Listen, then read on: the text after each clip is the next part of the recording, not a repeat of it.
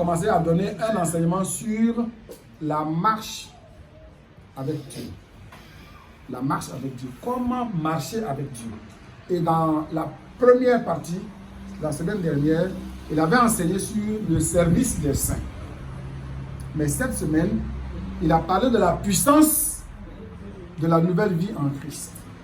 La puissance de la nouvelle vie en Christ. Il y a une vérité fondamentale, à savoir que la puissance avec laquelle nous triomphons du péché ne vient pas de nous. Qu'il n'y a pas un seul homme sur la terre qui est suffisamment fort de caractère, qui est suffisamment fort d'esprit pour vaincre le péché par ses propres moyens. C'est-à-dire que tu ne peux pas dire, pour quelqu'un qui aimait les femmes, quelqu'un qui était un vrai coureur de jupons, un don Juan, qui se dise, bon, aujourd'hui là, je prends la décision, je ne cherche plus femme. Et puis, effectivement, jusqu'à sa mort, il reste sur sa décision, ce n'est pas possible. Même s'il le fait, après une semaine, après 2 semaines, après 1 mois, après 1 an, il va tomber toujours. Celui qui était ivrogne et qui buvait tous les jours, qui se lève un jour, bon, moi je ne bois plus. Et puis, en comptant sur ses propres forces, il triomphe de l'alcool, ce n'est pas possible. Ce qui nous permet de triompher du péché, c'est Jésus-Christ lui-même. C'est Christ qui nous donne cette force. Donc quand les gens te disent, mais toi-même tu es fort, hein? Tu prenais 2 paquets de cigarettes par jour, comment tu as fait pour bannir la cigarette de ta vie? Il ne faut pas dire, oh, mais tu sais, moi j'ai décidé et puis c'est fini. Non, il ne faut pas tromper les gens. Dis-leur, mon frère, tel que tu vois, tel que tu me vois, je suis aussi faible que toi. Je suis même plus faible que toi. Comme toi, j'ai décidé à plusieurs reprises d'arrêter la cigarette. Mais je n'ai pas réussi. Après un moment, j'ai rechuté. Mais il a fallu que Jésus entre dans ma vie pour que je triomphe enfin de la cigarette. Celui qui nous donne la force, cette puissance, c'est Jésus-Christ. Ce n'est pas notre force. Ça, c'est la vérité fondamentale. Maintenant, le pasteur nous a dit que pendant qu'il travaillait sur cette série d'enseignements, le Seigneur lui a dit qu'il y a 2 choses qui sont essentielles. Il n'y a que 2. Dans tout ce que nous faisons, ou dans tout ce que nous devons faire, on doit rechercher 2 choses. Pas 3, ni 4. Et la première des choses, c'est la volonté de Dieu. Nous devons rechercher la volonté de Dieu en toutes choses. Et la deuxième, nous devons rechercher la gloire de Dieu en toutes choses. Tu as envie de faire quelque chose. Est-ce que c'est la volonté de Dieu? Avant de t'engager. Si ce n'est pas ta volonté, enlève ton pied dedans. Et puis, si c'est la volonté de Dieu, demande aussi en quoi ce que je vais faire là glorifie Dieu. Si tu sais que ça peut le glorifier, alors fais-le. La gloire de Dieu, d'abord la volonté de Dieu et la gloire de Dieu. C'est les 2 choses qu'on doit rechercher.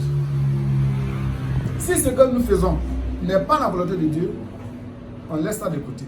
Ou bien si ce n'est pas pour la gloire de Dieu, mais pour notre propre gloire, ou bien pour la gloire de nos parents, on laisse tomber.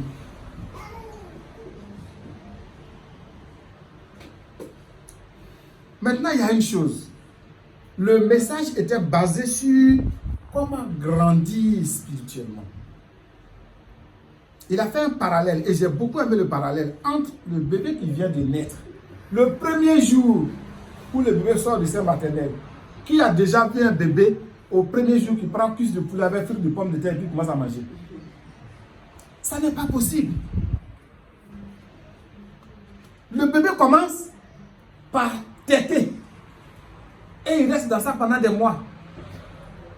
Et au fur et à mesure, on commence à faire les petits céréales, les petits pâtés, les petites pâtes, et puis ainsi de suite, les petites bouillies. Et après, il grandit. Mais le bébé aussi doit grandir.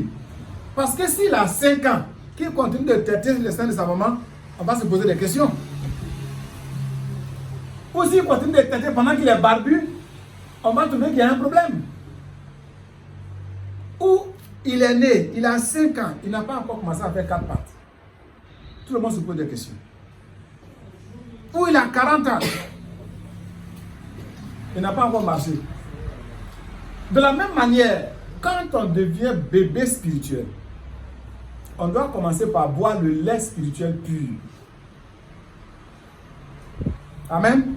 Le lait spirituel pur, 1 Pierre chapitre 2, verset 1 à 5. 1 Pierre chapitre 2, verset 1 à 5. Donc, quand on devient chrétien, nouvellement, nous sommes bébés chrétiens, même si on a 100 ans. L'âge biologique ne compte pas. C'est l'âge spirituel qui compte. L'âge chrétien. Si tu as fait 60 ans dans l'islam, ça ne compte pas. C'est ton âge chrétien. Tu as 70 ans, tu es devenu chrétien, tu es un bébé chrétien. Quand tu es bébé chrétien, il faut apprendre à boire le lait spirituel qui est pur. C'est-à-dire la saine doctrine. Et la saine doctrine, 1 Pierre au chapitre 2, versets 1 à 5.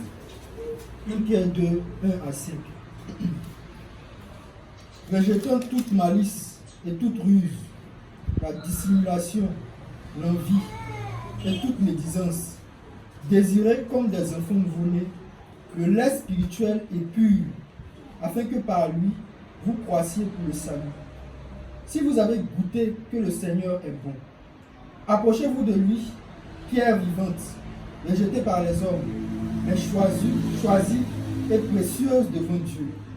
Et vous-même, comme des pierres vivantes, édifiez-vous pour former une maison spirituelle, un saint sacerdoce, afin d'offrir des victimes spirituelles agréables à Dieu par Jésus-Christ. Amen. Amen. Le lait spirituel pur. Il faut entendre le vrai évangile. Aujourd'hui, il y a beaucoup d'évangiles qui pullulent partout dans le monde. Mais du lait insipide, pourri. Il y a des églises aujourd'hui qui fondent leur doctrine sur la bière. Et ils envoient des casiers de bière. C'est ça qu'on boit. Et puis on prêche et on prophétise. Que c'est ça qui guérit. Leur délivrance, c'est par la bière. Il y a toutes sortes de doctrines. Mais il faut recevoir le lait spirituel pur, un enseignement de qualité dans la saine doctrine. Si tu commences ta vie chrétienne par un enseignement selon lequel le péché n'existe plus, parce que tu es devenu chrétien, dès le premier jour, on dit les choses anciennes sont passées, toutes choses sont devenues nouvelles. On t'explique que donc tous les péchés que tu as commis là, c'est fini. Le péché même là, tu ne peux plus le commettre. Et même si tu le commets, Dieu ne regarde plus ça. Parce que Jésus a déjà mort sur la croix. Toi qui es sauvé à tous les coups. Même si demain on t'attrape dans un hôtel de passe avec une mineure de 10 ans, que tu fais un infarctus, ton cœur te lâche parce que tu as pris le Viagra pour te remonter les postes, que les anges viennent prendre ton corps ou ton âme pour t'envoyer au ciel. Ça, c'est un danger. Pour te dire que on te fait croire que le péché ne peut plus te saisir pour t'envoyer en enfer. Parce que Jésus nous a mis en garde. Il nous a dit d'être digne de la vocation céleste qui nous est échue. Il faut être digne de cette vocation. C'est vrai qu'on n'arrête pas de pécher en cherchant le ciel. C'est-à-dire qu'on n'arrête pas de pécher pour mériter le ciel par nos œuvres, comme certaines religions l'enseignent. Il faut faire le bien. Il faut faire plus de bien que de mal. Là, tu vas aller au ciel. Ce n'est pas ce qu'on enseigne. Ça, ce n'est pas vrai. Parce que la Bible dit que le salut ne s'obtient point par les œuvres, que c'est le don gratuit de Dieu. Mais ce don gratuit-là, il a un prix, il a un coût. Parce que nous sommes sauvés, nous nous rendons dignes du salut par Jésus-Christ. En faisant quoi? En évitant de vivre dans le monde. Ou en évitant de reproduire ce qui se fait dans le monde. Donc, on n'arrête pas de chercher les femmes ou de chercher les garçons. On n'arrête pas de mentir et de voler en espérant que quand on va faire beaucoup d'efforts par nous-mêmes, on va arriver au ciel. Qu'on aura suffisamment de crédit pour charger notre portable pour qu'on puisse aller au ciel. Tout ce que nous allons faire de bien sur la terre n'est pas suffisant pour nous acheter un billet d'entrée au ciel. C'est Christ qui nous donne le salut gratuitement. Mais ce n'est pas parce qu'il nous a donné le salut gratuitement que nous allons dormir dans la boue, que nous allons manger ce que nous avons vomi. Nous devons, quand on est sauvé, on essaye de vivre comme Jésus a vécu, dans la pureté, dans la sainteté, dans la droiture et la justice. Je ne sais pas si c'est confus pour certains. On ne fait pas les bonnes choses pour pouvoir mériter le ciel. Sinon, Jésus est mort pour rien. Jésus nous a sauvés. Voilà pourquoi nous sommes ici, un petit groupe réuni. Il y a combien de milliers de gens qui sont dans les maisons autour de nous? Des milliers, plusieurs. Et les gens sont à la maison. Il y en a qui font la cuisine. Il y en a qui font la grasse matinée. Ils ne connaissent pas Jésus. Mais vous qui avez été élus, vous êtes ici. Vous avez quitté votre maison. Il y en a qui ont payé transport pour arriver ici. Pourtant, on ne donne pas à manger ici. Ils sont venus parce qu'ils savent que Christ les a sauvés.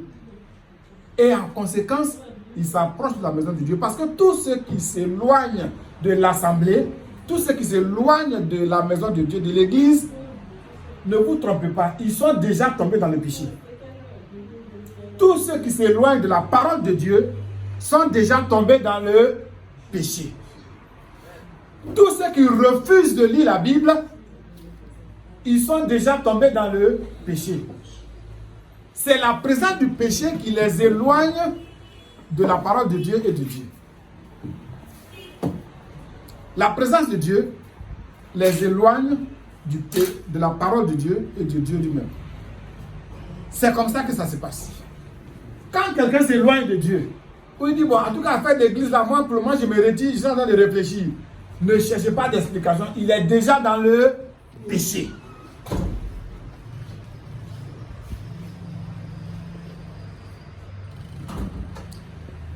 Quand nous sommes sauvés, qu'est-ce qui se passe? Quand quelqu'un est converti, comme le Christ lui-même me l'a dit une fois en 2013, quand quelqu'un est converti, la première manifestation, c'est la haine du péché qui se installe dans son cœur.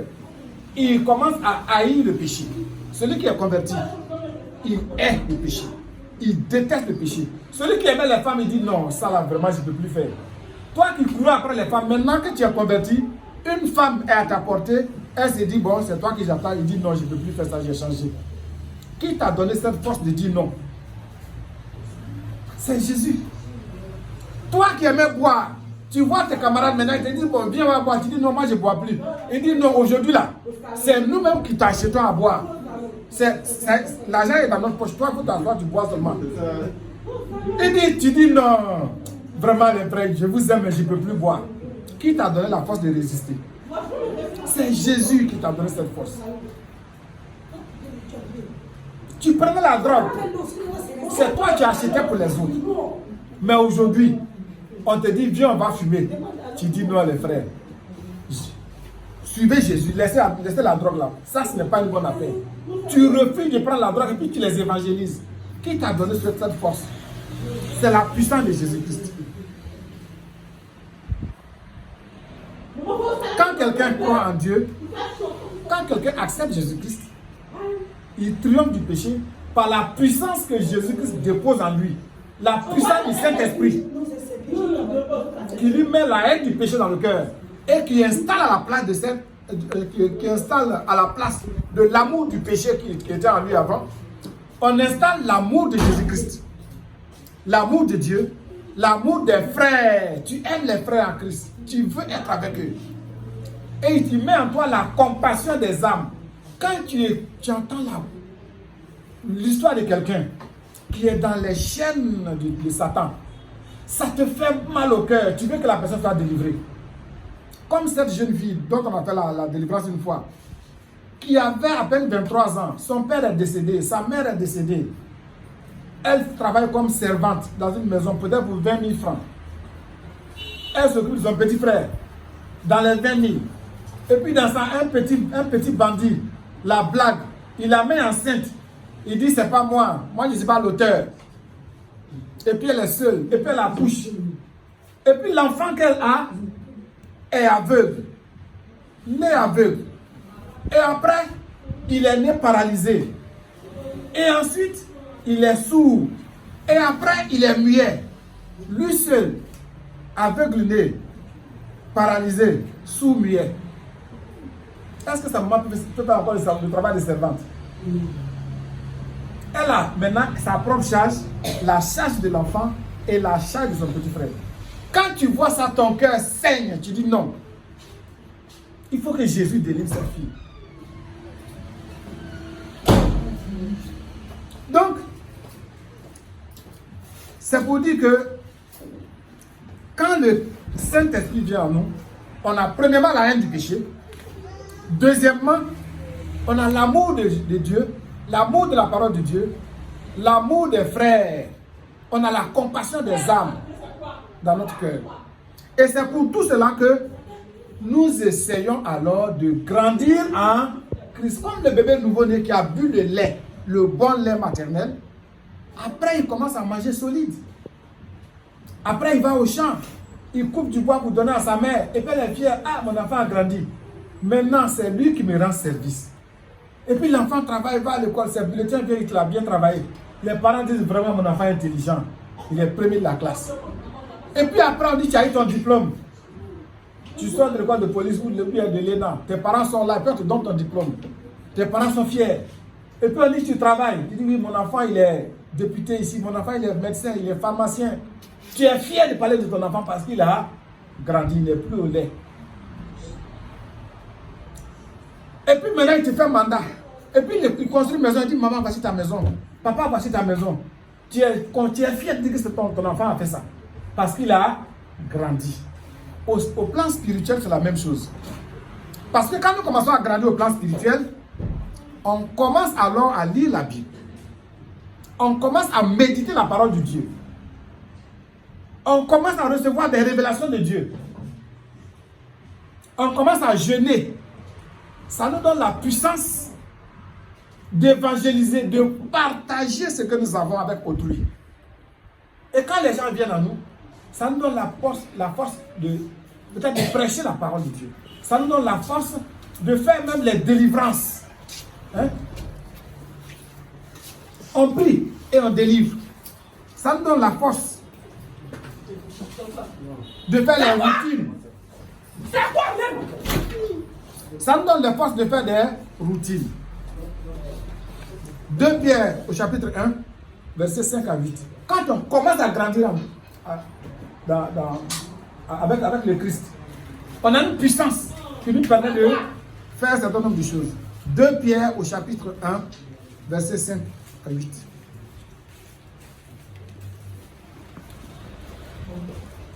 Pierre 1, 5 à 8. 2 Pierre chapitre 5 à 8.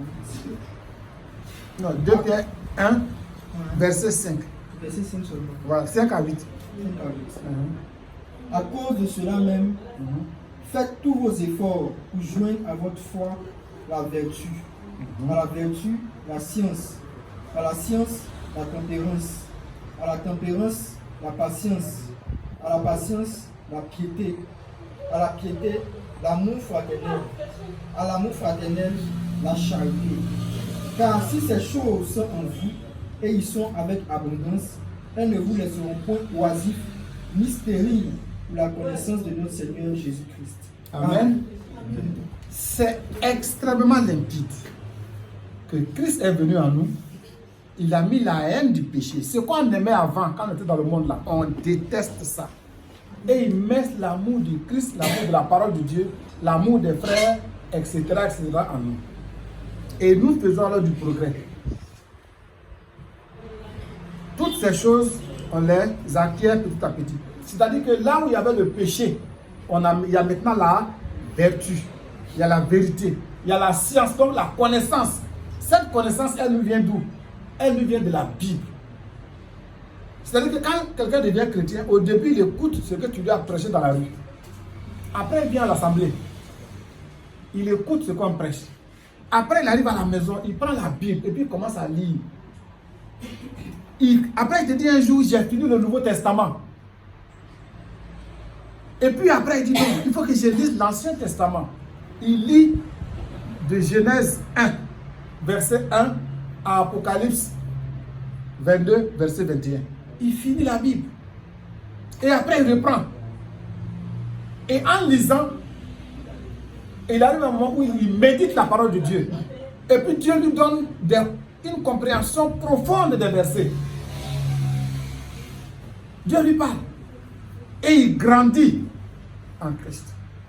Donc il acquiert la science. Mais si quelqu'un est dans l'église pendant 10 ans, il n'a même pas encore lu un seul chapitre ou bien un seul livre du Nouveau Testament. Il n'a lu ni Matthieu, ni Marc, ni Luc, ni Jean. À plus forte raison les épîtres. Il reste au même niveau.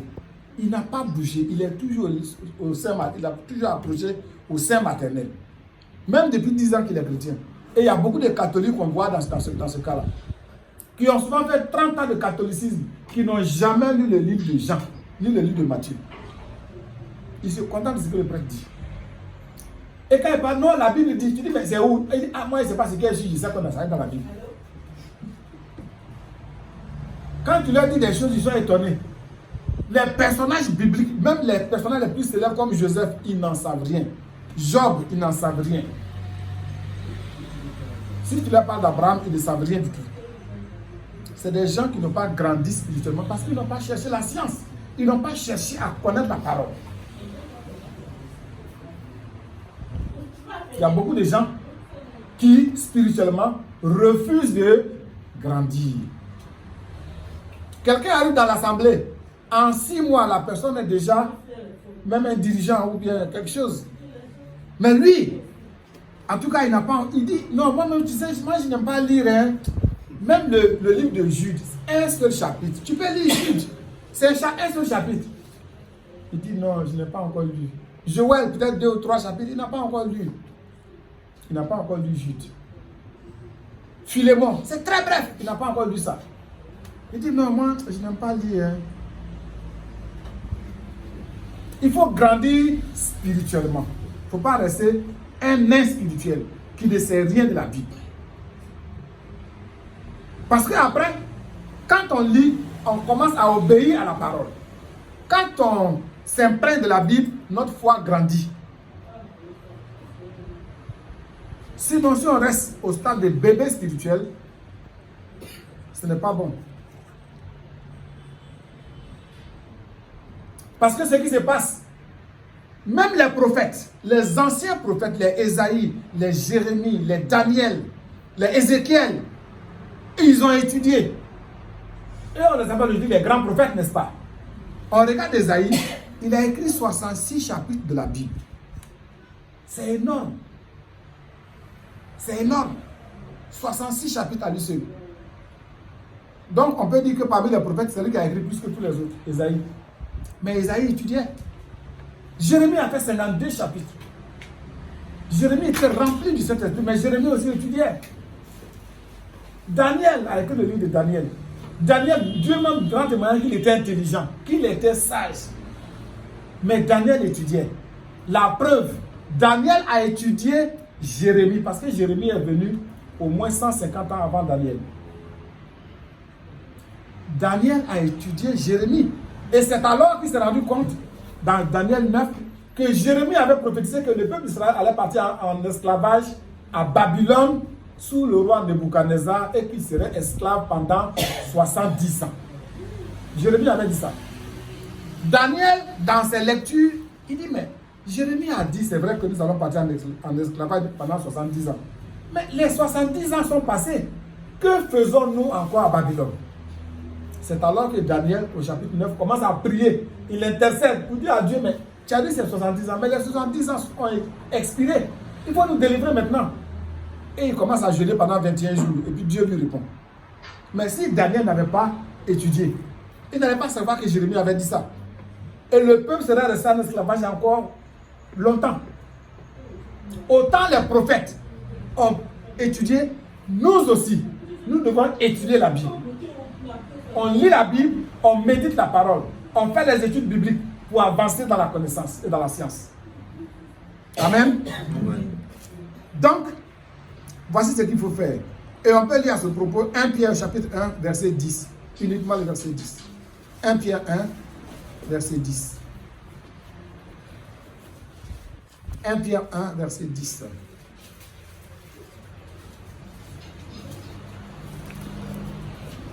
Pierre 1, le verset 10. Les prophètes ont prophétisé, touchant la grâce qui vous était réservée. On fait de ce salut l'objet de leurs recherches et de leurs investigations. Amen. Des gens qui prophétisent. Donc Dieu leur parle. Et puis on écrit ça dans la Bible. Mais eux, ils font des recherches. Ils font des investigations. Et les gens d'aujourd'hui disent non, moi je n'aime pas lire. Ou bien, en tout cas le prêtre ne nous a pas enseigné ça. Hein. Il faut faire comme les chrétiens de Béret. Quand on leur prêche quelque chose, ils prennent note. Arrivent à la maison, ils vérifient dans les Écritures que ce qu'on nous a dit là, est-ce que c'est vrai? Il ne faut pas avaler n'importe quoi. Parce que si quelqu'un te prêche pour dire que le péché, depuis que Christ est mort à la croix, le péché n'existe plus sur la terre, que si un chrétien est ivrogne, il va au ciel. Si un chrétien est adultère, il va au ciel. Quand un chrétien est voleur, il va au ciel. Quand le chrétien est brouteur, il va au ciel. Non, il faut dire que ce n'est pas vrai. Que ça là, ce n'est pas conforme aux Écritures. Parce que Jésus a dit, enfin le Christ a dit, Dieu a parlé dans Ézéchiel chapitre 33. Qu'est-ce qu'il a dit? Que si je dis au juste qu'il vivra, s'il dit, Dieu m'a déjà dit que je vais au ciel, donc là, je vais vivre comme je veux. Il se fie à sa justice et il commence à pratiquer le mal. Il dit, s'il meurt dans ça, il ne sera pas sauvé. Il va aller en enfer. Mais quand je dis au méchant, toi tu mourras, et puis le méchant prend peur, il commence à rembourser ses dettes. Il fait la restitution. Il fait le bien parce qu'il a peur.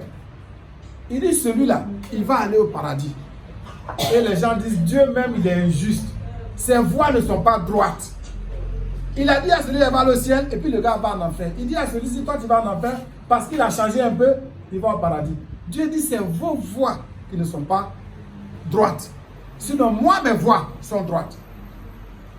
Parce qu'il y a un qui a abandonné la justice, qui est retombé dans le péché. Il meurt à cause de cela. Et puis il y en a un qui a eu peur de l'enfer, qui a abandonné le péché, qui a rendu le gage, qui a pratiqué le bien. Lui, il sera sauvé. Donc c'est la voie de Dieu qui est droite. C'est pourquoi Jésus a dit, les premiers seront les derniers. Et certains des derniers seront les premiers. Il y en a qui vont perdre. Il y en a qui étaient premiers, mais après, ils vont finir derniers. Parce qu'à la fin, ils ont trouvé que vraiment, les méchants même prospèrent. Donc moi, j'ai fait comme les méchants. Malheureusement pour eux, en voulant vivre comme les méchants, ils sont morts. Parce que toute la parole de Dieu nous invite à une seule chose, l'obéissance. C'est pourquoi Dieu dit que l'obéissance vaut mieux que le sacrifice. Mais si Dieu dit d'obéir, et toi, tu trouves que tu es trop malin, que tu peux ruser avec l'obéissance, il y a un problème. Parce qu'à la fin, celui qui va perdre, ce n'est pas Dieu. Parce que Dieu peut jeter l'humanité tout entière dans le feu. Et il va rester Dieu. Qui va lui faire coup d'état? Satan n'a pas pu faire le coup d'état. Il a échoué. Qui va essayer le coup d'état encore? Personne. Dieu peut nous jeter tous en enfer si nous sommes tous désobéissants. Et il ne cessera pas d'être Dieu. Le monsieur n'est pas candidat à une élection. Il ne veut pas être président de la République du ciel. Il n'a pas besoin de nos voix. Il n'y a pas d'une transparente au ciel. Pourquoi on aille voter pour voir si c'est Dieu qui sera chef, qui sera roi, bien si c'est quelqu'un d'autre? Il est déjà Dieu. C'est nous qui avons besoin d'élection. Nous, on veut être en sa compagnie. Donc, qui sommes-nous pour contester avec lui? Pour disputer avec lui? Comme la parole le dit, il dit, mais Dieu dit, qui parmi vous est mon débiteur? C'est-à-dire, avec qui j'ai pris crédit parmi vous? Avec qui j'ai pris crédit? Lui, Dieu. Qui a une fois prêté à Dieu?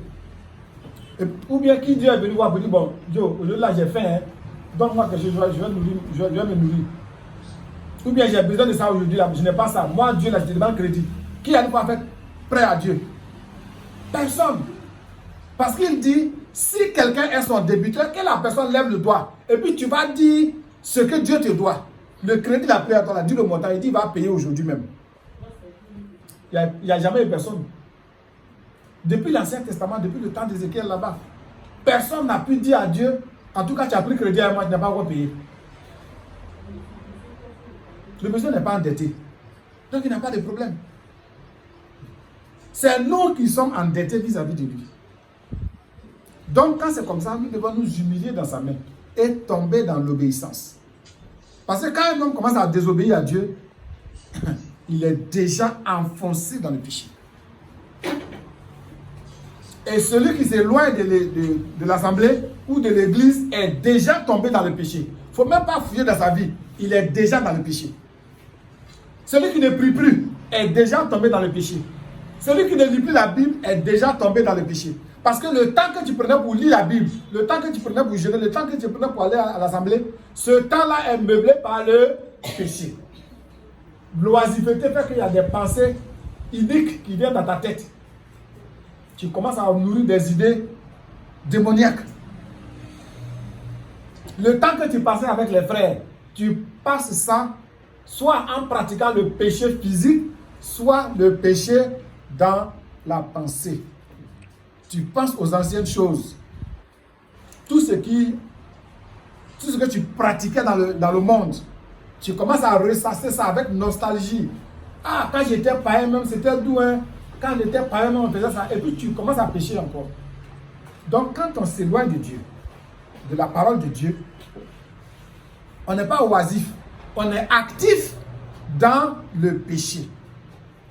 Sinon, dans le péché physique qu'on pratique, sinon dans le péché spirituel, en nourrissant des projets iniques.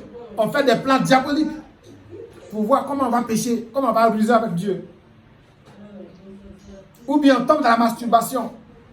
Quand bien même tu n'as pas de copine, ou bien tu n'as pas de mari, tu te masturbes maintenant. Parce que tu es seul, tu penses que personne ne te voit. La Bible dit, y a-t-il un endroit sur la terre où l'homme peut se cacher sans que les yeux de l'Éternel ne le voient? Est-ce qu'il y a une grotte qui est suffisamment profonde, ou assez ténébreuse, où tu vas aller te cacher et puis pécher sans que Dieu te voie? Est-ce qu'il y a une profondeur à partir de laquelle, en tout cas si tu es là-bas, là, tu peux faire tous les péchés que tu veux, Dieu ne va pas voir, ça ne compte pas. Il n'y a aucun endroit sur la terre, ou dans les cieux, ou sous la terre, où l'homme peut se cacher, pratiquer son péché paisiblement, sans que Dieu ne le voie. Et tous les pécheurs sont exposés, tôt ou tard. Même si tu t'es caché pour commettre l'adultère, tu seras pris un jour. Dieu lui-même, il va en avoir assez, il va t'exposer un jour.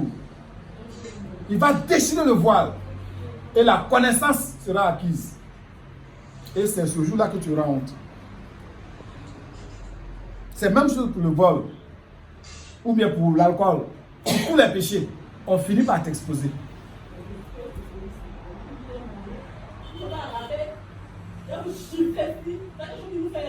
Donc, il y a deux choses qui nous importent.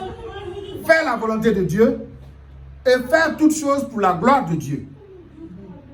Maintenant, quand nous voulons marcher avec Dieu, premièrement, à partir de l'âge des bébés spirituels, nous devons boire le lait spirituel qui est pur.